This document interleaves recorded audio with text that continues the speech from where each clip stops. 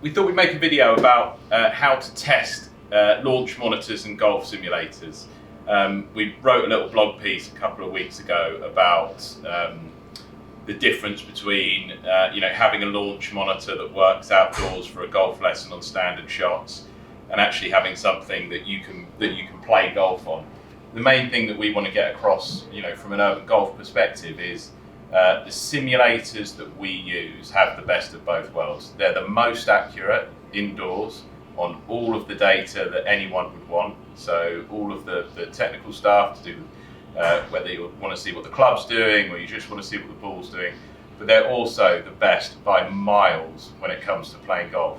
There's two major things that make them the best when it comes to playing golf. Number one, the amount of work that went into making the ball flight look like the ball flight would look outdoors. That's something that we see as completely overlooked by a lot of the kind of launch monitors that, because they've got a brand name, have been turned into simulators. So it's obvious which ones they are.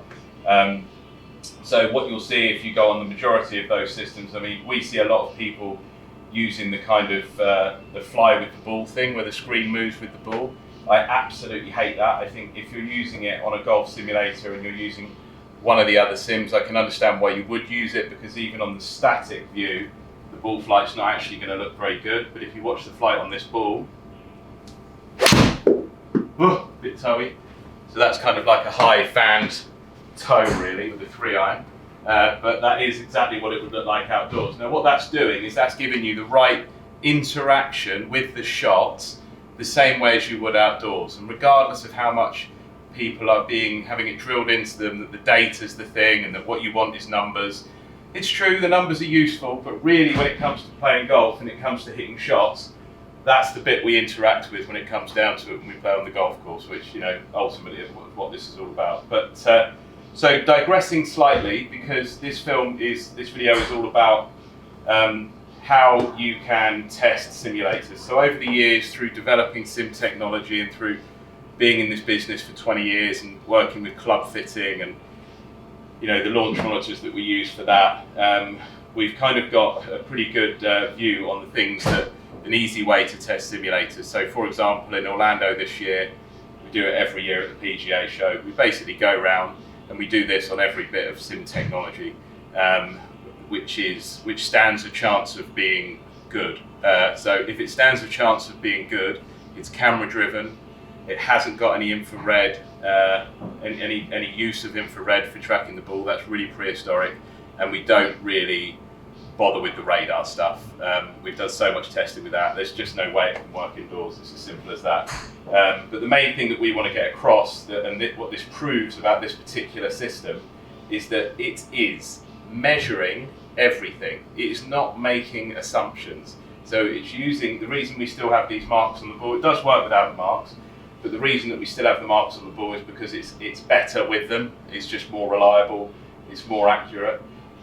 So what I'll show you now is 3 shots. So I've got 3 clubs. I've actually got a 3-iron here just because it means I can produce plenty of shape, and the ball's going far, so it's that little bit harder.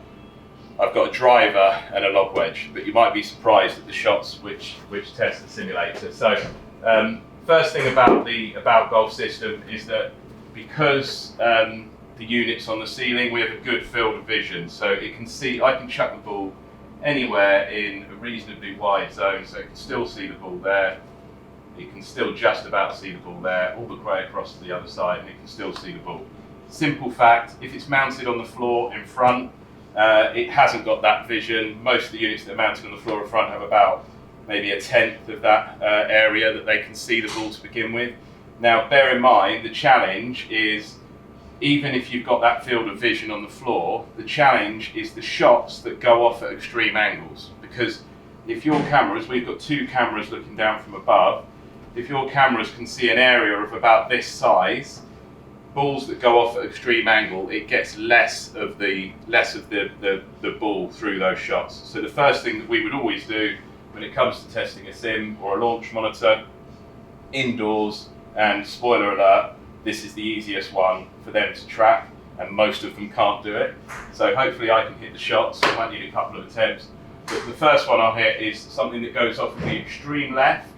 and then curves back to the right. We used probably the most well-known simulator brand when we first opened up in Soho, and that was what drove us really, because that thing didn't work at all. You'll all be hearing a lot about it soon, because there's one of the world's biggest players who's doing an event with that particular company. We threw those sims away, but they couldn't cope with this, and that was what drove us towards developing tech and getting as involved as we have. So we've started way left and cut it back. Okay, well it is cutting, but it probably didn't start way left. As you can tell, that's me. Let's give it another go. But I know what this thing is going to do. I know we're going to do this film in one take. I know that it's not going to let us down. Okay, so that's starting a bit further left. So for the ball tracking unit, that ball is going off at an extreme angle, and so it's only getting a little bit of it. That's a challenging one, but it's still managing to read that it's got the spin on it, which is bringing it back from left to right. So let's try one more, a bit more extreme maybe. Okay, that's me. That's just a terrible shot. Sorry, very bad swing that one. That's the old double cross.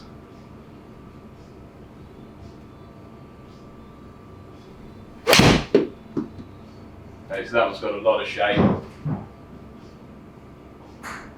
This is not the shot I'm most comfortable with. So I try it the other way now, go way right and hook it back. Okay, so you can see I'm much more capable of hitting that shot. So that's come off really at quite an extreme angle. It's gone a lot further because it's a hook. So you'll notice the spin coming down. You can see the spin numbers coming up on the screen. Probably don't need to hit another one, that was quite a good one. Try it again. Shocking strike. But you can see, I know what this sim is going to do. I know it's not going to let us down.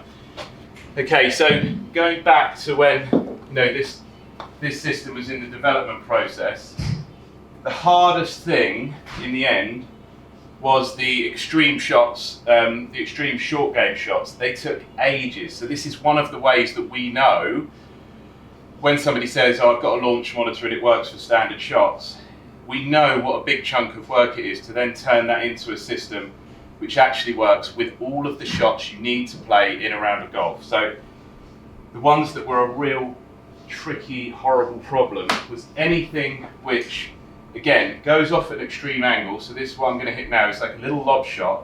Imagine you've got a lob shot from the side of the green.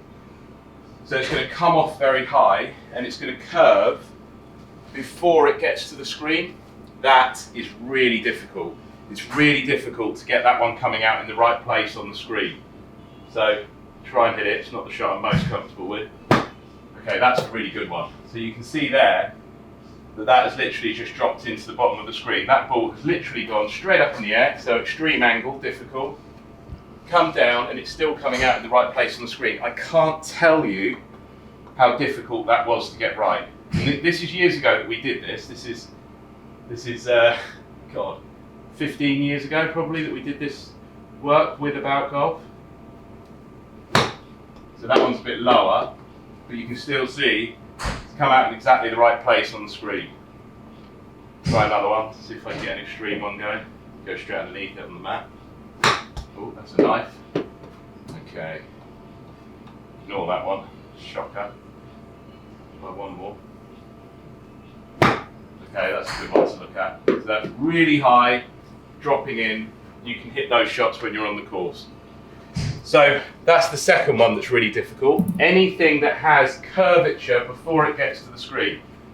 Now this is the final one, and it's the real test. And this might seem a bit odd, but it really is the real test. If you want to know if a launch monitor or a simulator is actually measuring spin, the only way to do it is to hit a top. So on a top, I'm not, it's quite a hard shot to hit actually, but I'm going to completely top this ball. So you know the one where it kind of goes into the ground and it shoots up and then goes forwards. The thing with the top, it's the only shot you're going to hit in golf which has negative spin. It always winds me up when people say, somebody hits a low one on the course and they go, oh, a bit of topspin. If a ball's flying through the air, it's got backspin on it. But a top, because you hit the top of the ball, has negative spin. So we know, because it's measuring, and also imagine how difficult this is with the club being on top of the ball. But we know that this sim can cope with that. I might not be able to hit it first time, it's actually the hardest shot to hit. Okay, yeah, so I've nutted that. Just hit that steep and out the heel. See if I can get one. I was doing it earlier.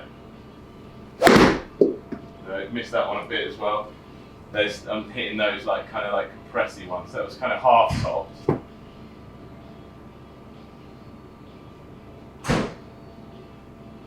Yeah, so that was negative spin. That was like a rip top. Had some good ones going earlier. Let me see if I can do it. Yeah, that should be a good one. Actually hurt my wrist, that's always a good sign. So watch the spin number.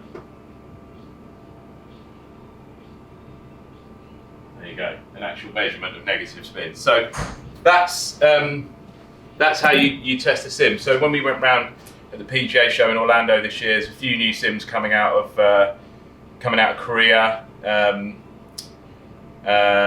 Some other stuff. So what was there? There's two coming out of Korea.